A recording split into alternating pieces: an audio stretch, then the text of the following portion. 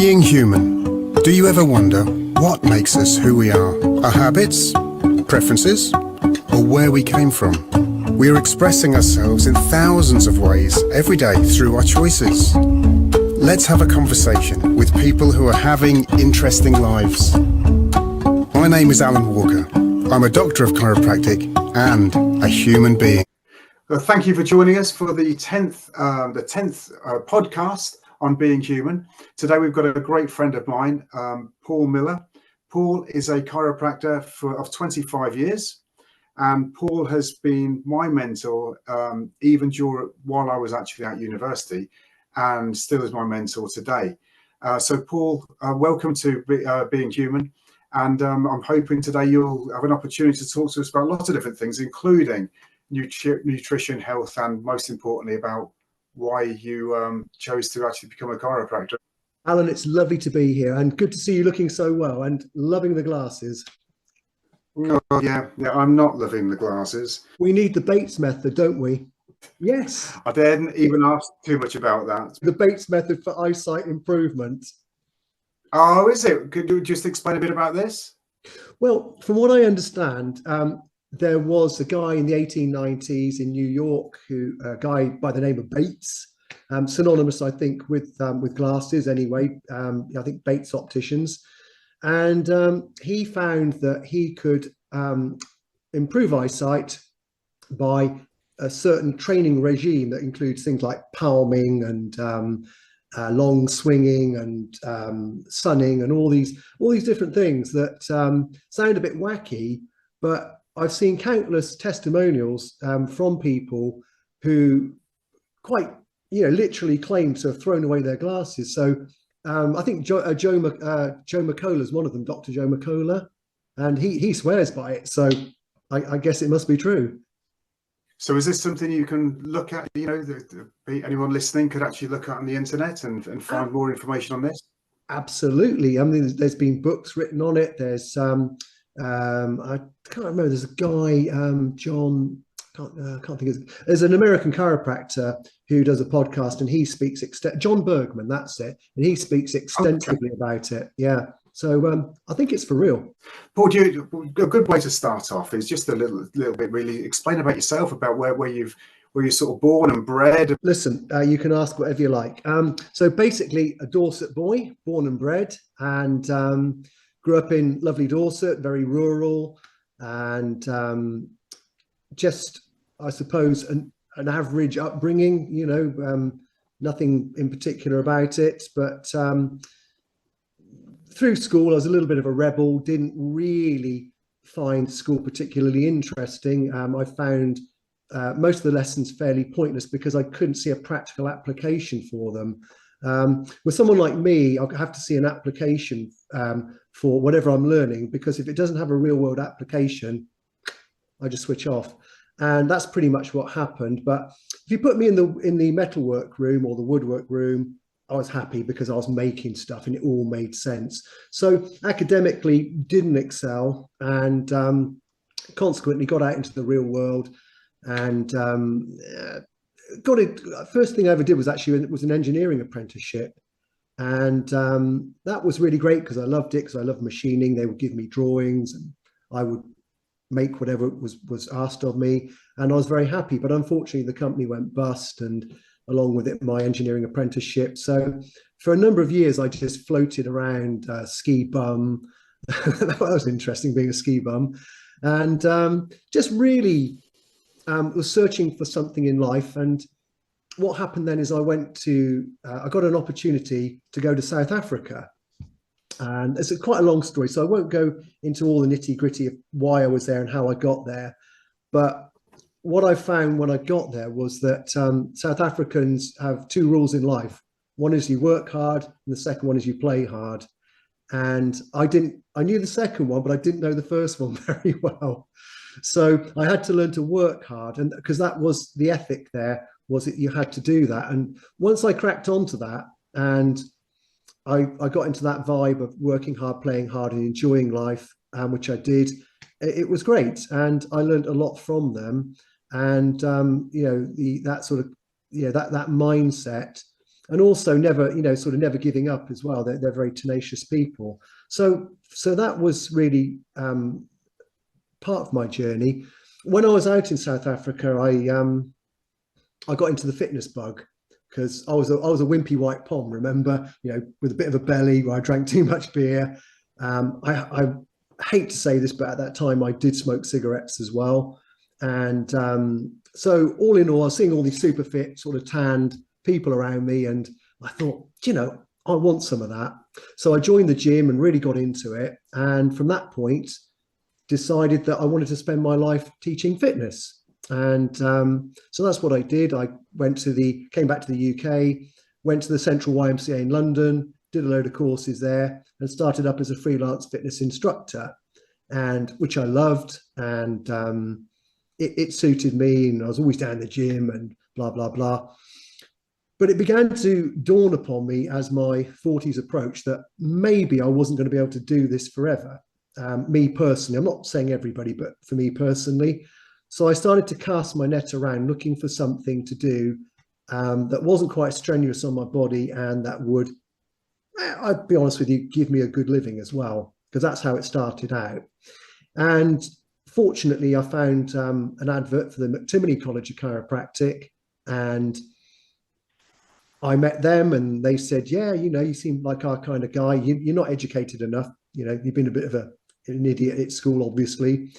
And so they said, go on a couple of courses, then contact us when you've done that. And if you've got the qualifications, we'll take you on. And they very kindly did. And so I did my 4 years at McTimoney and really liked it. Still love the technique to this day. And it all was well. But me being me, I wanted to push the envelope a little bit. And so I managed to get on a course at the ACC in Bournemouth to learn the diversified manipulation tool set. And that was great. And, it sort of opened up new horizons, and, chiropractic suddenly had a much broader reach with me, and I was able to help more people. And, that really, I suppose those two events or those two time periods brought me to where I am now, which is a qualified chiropractor. I've been in practice now for 24 years and mentored a few people as well. I've got a lovely young lady called Stephanie who's also being mentored by me. So she's going through the McTimoney course, and when she comes out, we'll really start to work on her. So yeah, life's been pretty good indeed. When was the first time you actually saw chiropractic being used? So there's a story there in itself. Many years ago, when I lived in the small village I lived in, we had a doctor who was very alternative. He was always out running when everyone else thought that was a bit nerdy. And he liked sort of more natural treatments. And he went on what I believe they called a Cyriax course, which was a form of physiotherapy-driven manipulation. And I think he thought, well, Paul's a fit, healthy young chap. I think I'll try out my manipulative skills on him. And so that's what he did. So he put a pillow on my back and he crunched me this way, and he gave me master cervicals and crunched me that way. And I thought, hey, actually that felt quite good. And so that was my first ever introduction to it.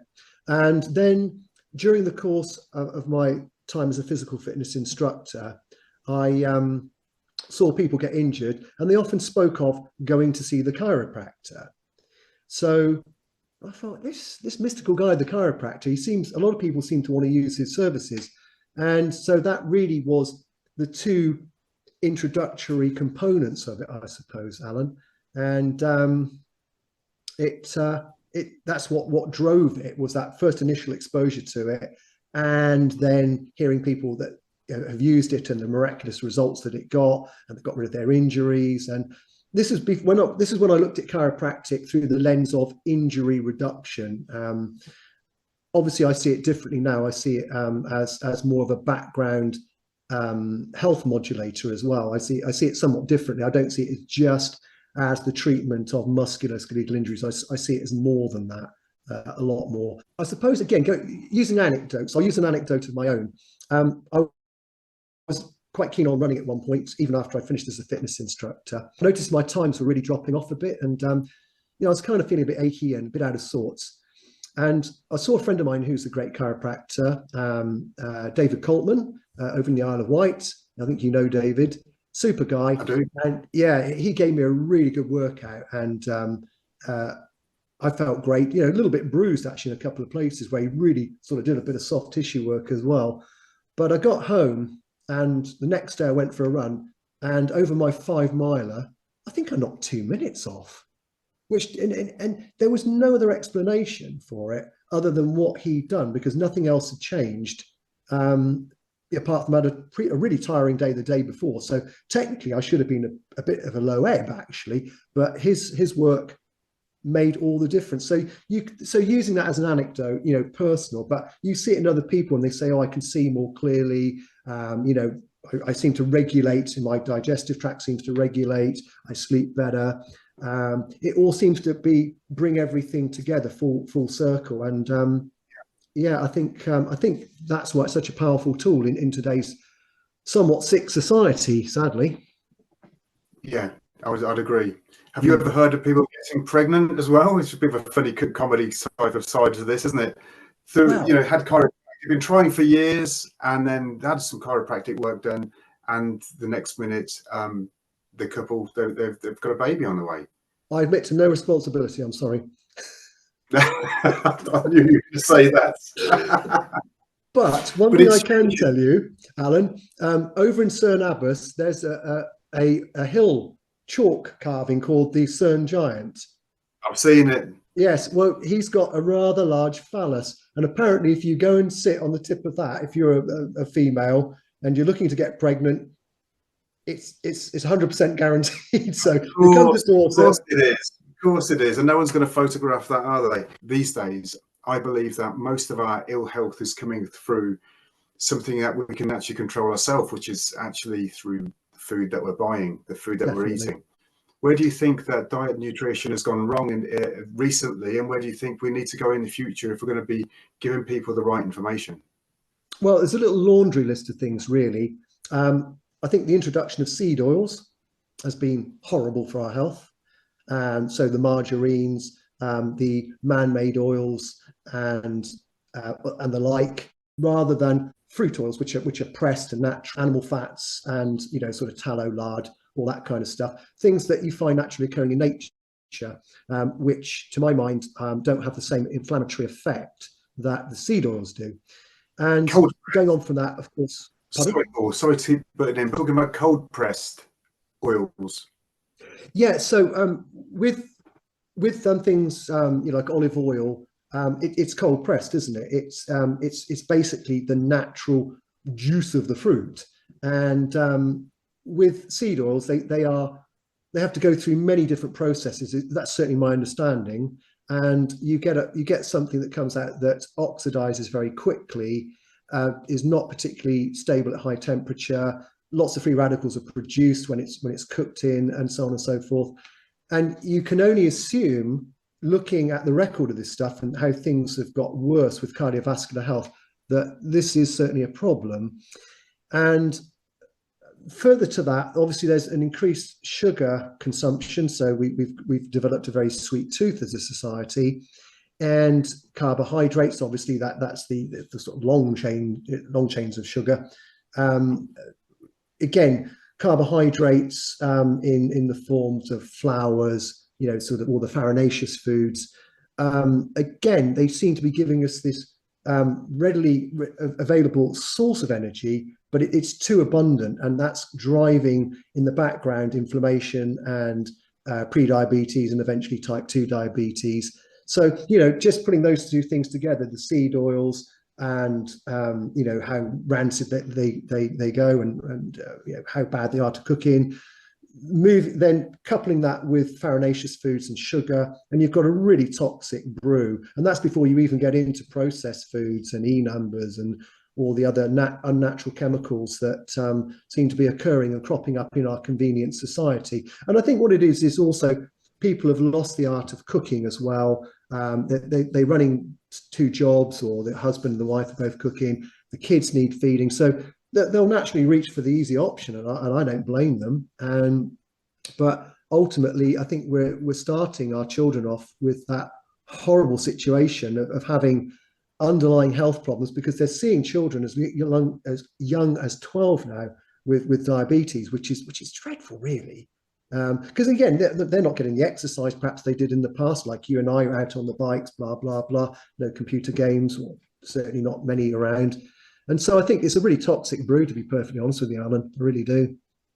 So, Paul, just if you don't mind me asking the question about the differences between keto, carnivore diets, what's the difference between those two as you see it?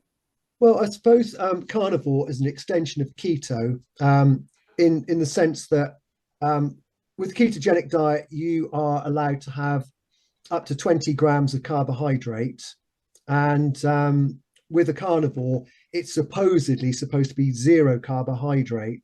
So that's the main difference. So it would mean that there are certain foods that you could eat within the keto, the sort of keto space that wouldn't be tolerated on the carnivore diet if you're going to be really strict about these things. I mean, I'll be honest with you, I'm not, inverted commas, strict.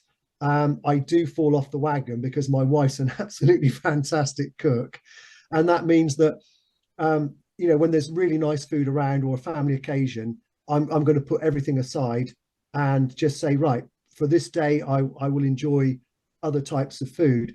So what generally tends to happen is during the week, I'm really quite strict. And then come sort of the weekend or Friday night, say tonight, for example, a glass of red wine will come out. Great. Over the weekend, there may be a few treats in there, but come Sunday evening, we're back. We're back in the room. So that's how it works for me. And I think that works for some people that way, unless they're really, really sick and they have to go really, really strict. And I think that those are the sort of the major differences, and certainly how I would perceive things as being. They can be a bit more fluid, I suppose. And as I say, I think we mentioned in the past about fasting, which is something that is really dear to my heart, because for 2 days a week, I'll do a 24-hour fast. So prior to going to my other clinic in Glastonbury, I will eat my last meal at 7 o'clock and then go all the way through till I get home 7 or 8 o'clock the next evening without eating. I'll just be having water. But I feel mentally at my sharpest when I've done that. I feel incredibly sharp. I'm using ketone bodies to power my body, my energy. And that for me is absolutely a huge part of my week now. So for 2 days, for 2 days a week, the 24-hour fast is wonderful. And during that time, we get, you get all your, the body that goes into a cleanup mode. So it's scavenging proteins that need breaking down and cells that need breaking down. And it's, you're getting BDNF, brain-derived neurotropic factor, to repair your brain. And you're using up your glycogen stores and so on, and you're making yourself more insulin sensitive. I mean, it's just a total win-win situation if you really crave health, which which is something I think I probably do now. I crave health. I'm always looking for the latest hack, to improve health. And I think as you get older, I think you start to do that more because you see people around you becoming sicker, and perhaps they're not really grasping the nettle. They're not saying to themselves, I need to change. So you use that really as a kick up the arse to make sure that you do change in order that you can maintain your health, maintain your lifestyle, maintain your work and everything else. I mean, I've said to myself that I really want to work into my 70s and beyond if I'm able to do that. So for me, that's a super important thing. So, I'm staring 60 in the face now. So I'd love to be able to go at least another 15 years working. Man, that would be amazing. The crazy thing is, Paul, is that in this country, people have this conversation, and what you've just said would be, everyone would understand. They'd be, oh, yeah, that would be good. That would be good. In China, it's bloody normal. Yeah. Absolutely. This is they're working till that age in China, and their 80s, and they're babysitting, and they're living. They're not living in the cities. Hopefully, they're living out in the villages, and they're just having to work because they can't. There's no other way. Yeah. So I don't know whether it's a psyche shift we need in this country, or whether that we have poisoned ourselves and that we're not living. We haven't got that same health as they have in some other places. Well, I don't agree with retirement anyway. I think that what should be happening is we should be slowly stepping down as the years go by. So you're able to dedicate a bit more time to leisure and doing the things outside of chiropractic and dietary instruction, to the windsurfing, which I also love, you know, and or going out for a long walk with my wife and the dog and all that kind of stuff. And as your children grow up, I think you can do more of that. But graduating and tailing off your career, so maybe as in your 70s and 80s, you're still working, but maybe 2 to 3 days a week or whatever you feel you can. I think it's a far more satisfying way to be spending your time, because you're getting the best of both worlds then. Yeah, it's heavy work being a chiropractor as well. It's not light work, is it? No. So with yourself, Paul, do you mind me asking what days you fast? What day is it that which days of the week you tend to do this? So that's the Tuesday and the Thursday. So those are the 2 days I go to Glastonbury. And because it is incredibly busy, people out there really take their chiropractic seriously in Glastonbury. I don't get a chance to sit around and, you know, eat food. So I'd rather just, you know, have my secretary bring me a few cups of tea. Technically there's some calories in that, but not much, and just blast through the day, see the people that I need to see and deliver the adjustments I need to deliver, and everyone's happy. And when I get home, I'm super hungry, very insulin sensitive, and you know, I eat the food and it tastes fantastic as well, because it sharpens your palate and everything, and that's how I roll, really. So you're counting the fasting for Tuesday, when you have your last meal on Monday evening. So Monday evening, 7 o'clock, boom, that's it, job done, apart from water. And then all the way through the night, nothing in the morning, on to work, come home late because it's an hour from me, Glastonbury, from here in Dorchester. And that's what works. That's as I say, I've been doing it now for about three, maybe 4 years now, and it's just been amazing, because obviously you're burning calories at the same time, and you're starting to learn to become more of a fat burner rather than a glycogen burner.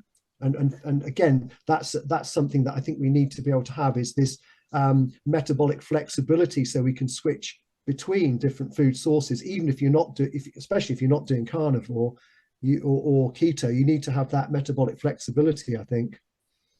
How does it work then, Paul? With say, you know, I've got some friends and they were struggling to lose weight. In fact, every year they seem to be putting on a few more pounds year on year on. Yeah. They're eating things like, you know, it's Friday night, it's fish and chips. Not that there's anything wrong with fish and chips, but the Friday night fish and chips. Along the lines, Saturday they have some friends round. It's like, I don't want to cook. Let's order a Domino's. You know, what's actually happening in their stomach? What's happening to their system by taking forward those two types of food? You know, chips cooked in fat, fish with batter, with the oil they're using, and then followed up by with all the carbohydrates, with a big pizza party on the Saturday night, the day after. You know, is it these types of things that are causing the problems? And if it is, what's happening with the bodies? So it's death by a thousand cuts, really, isn't it? I think there is. I think it's a book. I might be wrong. Maybe you can correct me, but it's called "The Long Silent Scream of the Liver," and it describes over decades that the liver's saying, "Look, excuse me, I'm having a really hard time detoxifying all this crap that you're eating, and you know all the alcohol that you're drinking, if you're drinking a lot." And then eventually it goes, bang, I've had enough. And you know, you're into non-alcoholic fatty liver disease, or worse. And so I think when people are doing I think the occasional treat is okay. As I said, I'm not, you know, I'm no Puritan myself. But I think what we have to get our heads around is that if we are good for most of the time, we can allow ourselves a little bit of latitude, especially if you're not metabolically sick as I was. And you know, I think that's the way we have to look at it. Is just trying to remove the so-called bad stuff and put in the good stuff. So when you do have the occasion where you go off the rails, it's not a complete train wreck because you're not adding to that toxic tally that's going on. You're not getting these age glycated end products, the glycation going on in all the tissues of your body, giving you that stiffness. So when you get out of bed in the morning, you're no longer feeling like an ironing board, because you're not eating all the sugar. Sugar has this really detrimental effect on all the connective tissue. As the fascial planes move over each other, they should be nice and smooth and springy. But when you eat loads of sugar, it denatures them horribly. And, so people complain of mental fog, headaches, stiffness, and, probably things like low libido and things like that, just simply because they're just so energy deprived, because they're trying to utilize glycogen and they're not utilizing the fat at all, but they become insulin insensitive. So you get into this horrible loop: more insulin, more glycogen. Neither of them, the glycogen certainly not making its way into the cells to power them up. So you've got to go into a different way of eating and relearning your whole metabolic structure, and the way you power yourself. And that's where keto and certainly carnivore and all those other things come in. Yeah, it's very, very interesting, and I still haven't done anything like enough reading with the differences of diets and how it can change the appalling factor of putting on weight, poundage year after year after year. And with my clients, and I know that most chiropractors do, and I'm sure you do as well, Paul. When they come for their consultation, one of the first things we do is put them on the scales, and they're always shocked. They don't want to go on the scales. The women, especially, some of the men, and they're all surprised by the weights that they are since the last time they weighed themselves. And I'm thinking, if they do that year on year, then that's the reason why we start getting into this horrible situation of diabetes type 2 or post-diabetes and worse. And of course, we know ourselves that diabetes will eventually turn into lots of other horrible diseases. Yeah, absolutely. But one of the things I would say to you, Alan, is that I use Burra scales, which are they're a form of bioimpedance scales. And what they do is they, using very complex algorithms, they will give you a fairly accurate, because they're sort of, I suppose, home scales plus, accurate assessment of what your protein content is, your water content, your fat content, i.e., what percentage of you is body fat, but very importantly, what's going on in the inside. And this is the point I actually wanted to make a minute ago and forgot to actually, is about internal fat storage. So what we call central adiposity, because that's the one that is really key to it. I mean, you can have a 25-stone sumo wrestler who, in all honesty, could actually be metabolically healthy, even though, he's got rolls of fat on him. And yet you could have a really skinny guy, what you call I guess you call it fat boy slim is the interpretation I use. And they've got stacks of central adiposity, because something called lipodystrophy means that their fat stores are distributed in different ways. So not necessarily on the outside, but more on the inside. And that's the real killer, because you can't see them coming, those people. They really are, the train wreck ready to happen. So, but nevertheless, you still dial it back to what is it that they're eating that has allowed those fat stores to accumulate, regardless of what portion of the body they're actually in.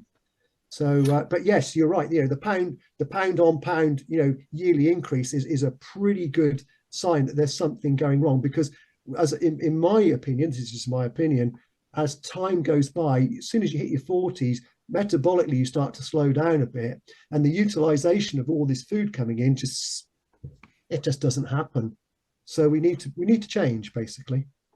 What's your opinion of what do you know? What have you learned about diabetes and about how it can roll onto some of the other diseases? Do you think diabetes and the way we eat is affecting certainly the Western world's health? Well, I think again we can look at somewhere like the United States, and we're not far behind.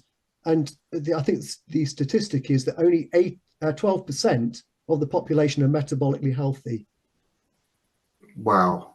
Yeah. I mean, that isn't even the 80-20 rule, is it? No, You can't put it's gone that down to beyond. a universal rule. That is just horrible. Yeah. Yeah. It's really shocking. It's depressing.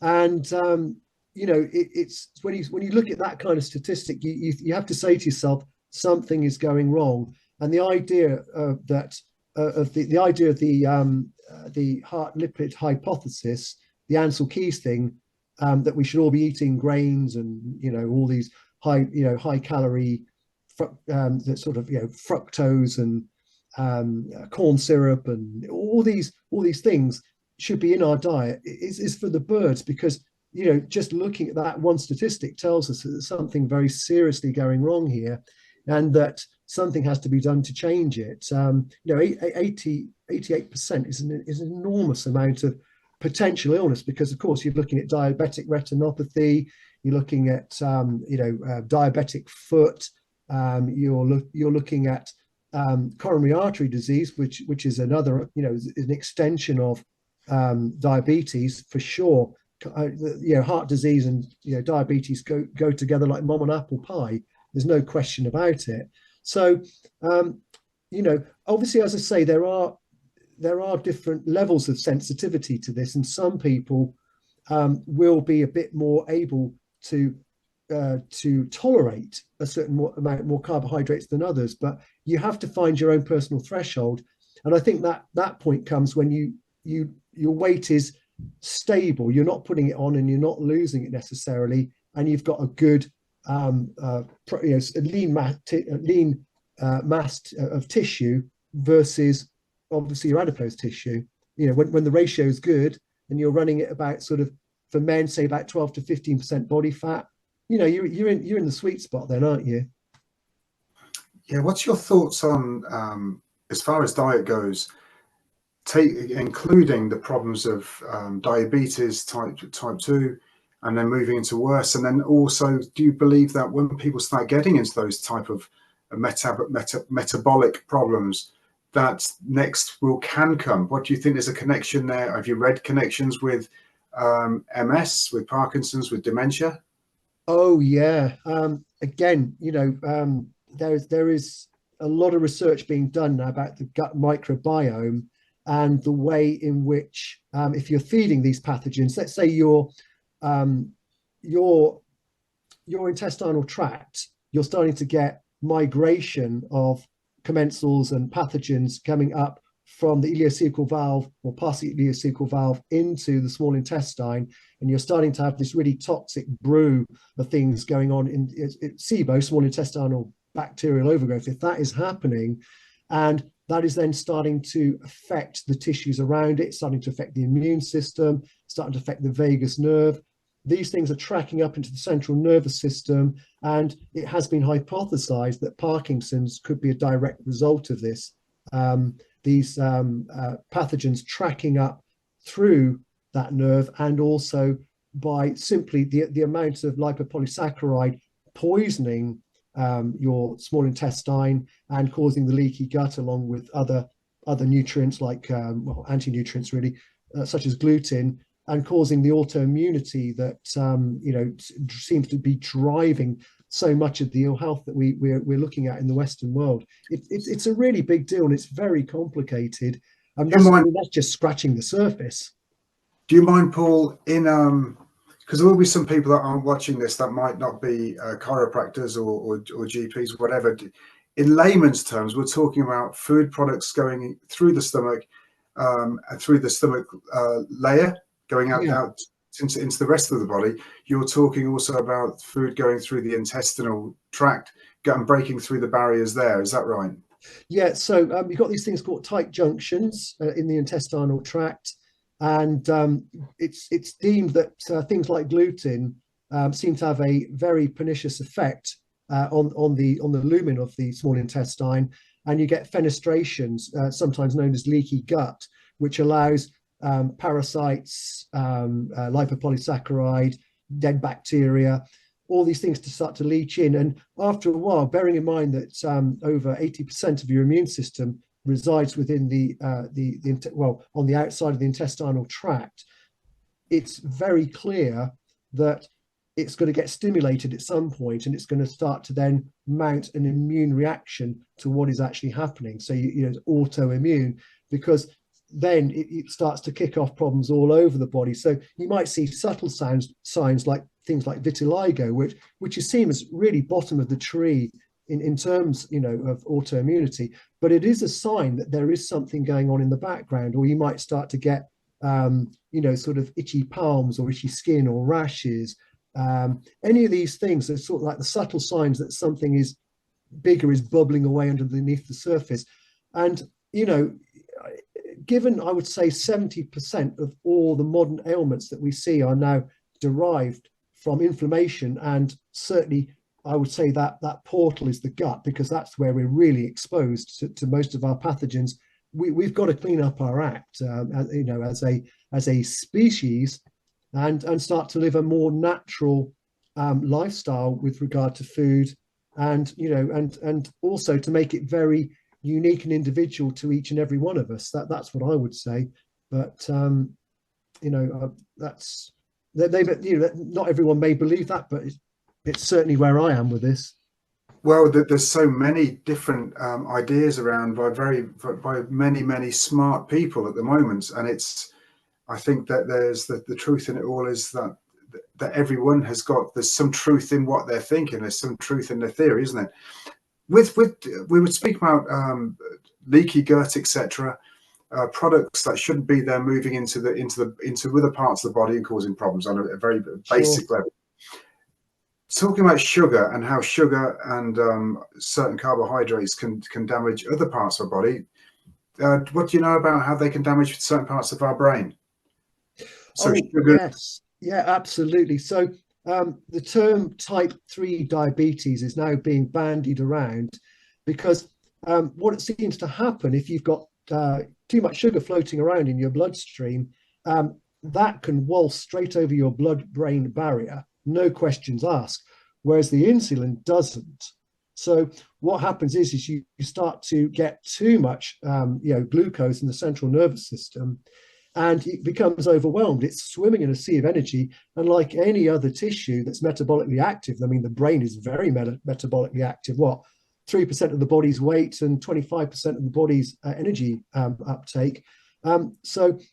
But it can also undergo diabetic change, in the sense that it can't use the sugar. The insulin simply is not available to deal with that amount of sugar, and the brain then is starving in a sea of potential energy. And that's known as type 3 diabetes. And it does seem to be a thing. And also it causes neuroinflammation, and which obviously in itself leads to poorer mental health. And, there's just so many things. I mean, it just goes on and on and on. And, the wheels within wheels and all the cogs just all intermesh, and they keep churning away, but sometimes with very deleterious effects, I might say.